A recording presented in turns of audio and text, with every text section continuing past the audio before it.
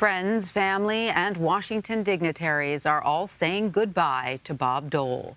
Mourners filled the Washington National Cathedral this morning for a funeral service in honor of the longtime senator and former presidential candidate. Senator Dole laid in state at the U.S. Capitol as members of Congress paid tribute to a fixture in Washington who was known for working across the aisle. President Biden was the first person to eulogize his former colleague and friend in the Senate. He spoke about Senator Dole's ability to promote bipartisanship on a number of key issues and quoted him here. I learned that it's difficult to get anything done unless you can compromise. Not your principles, but your willingness to see the other side.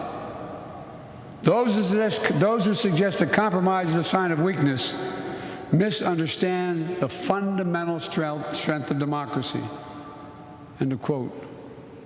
In his final days, Bob made it clear that he was deeply concerned about the threat to American democracy, not from foreign nations, but from the division tearing us apart from within.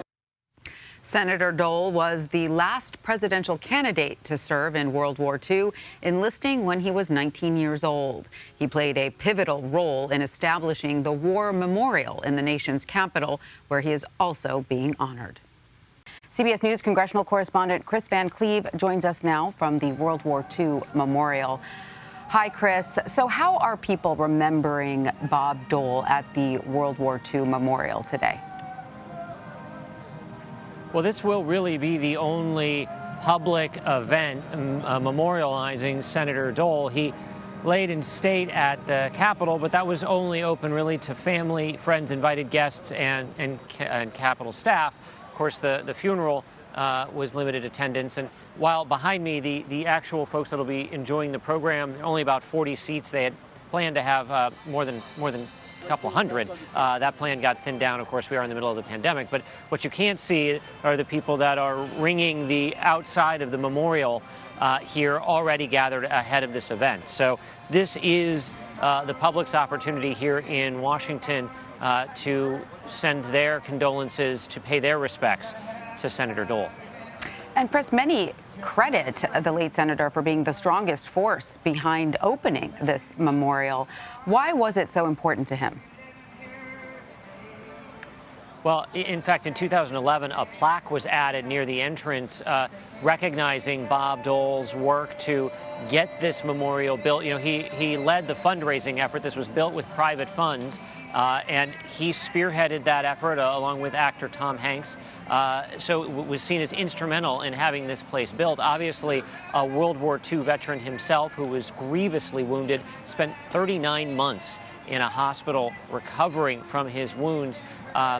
You know, the greatest generation and their service was never far from his mind. You know, after this memorial was built, he was heavily involved in honor flights, those flights that would bring World War II veterans here to Washington, would bring them to this memorial. He would often meet them at the airport to salute them and thank them for their service, or would surprise them here at the memorial. He came as often as he could.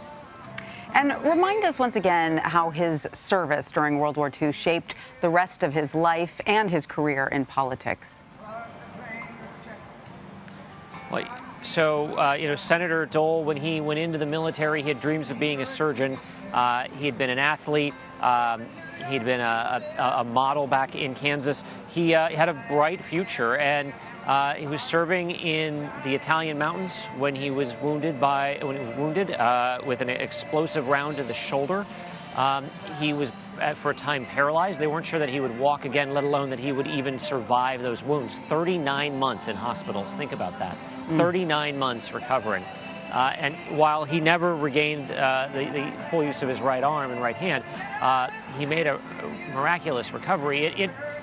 It certainly defined the rest of his life, his perseverance, his patriotism, his desire to just make things work. You know, he often went back to a piece of advice one of his doctors gave him, which was, you can't think about what you've lost, you've got to think about what you have. And that sort of translated to a worldview of his as he campaigned for and got passed the Americans with Disabilities Act, which was, don't judge people on what they can't do, judge them on what they can do. So his World War II service, his patriotism, and living his life with a disability was fundamental to Bob Dole, the senator, Bob Dole, the majority leader, working on things from childhood nutrition to food stamps, and of course his focus on veterans and the disabled. And Kris, you know, over the past few days, you've obviously been speaking to a lot of lawmakers about Senator Dole. What are some of the things that you've learned about him that really stand out to you?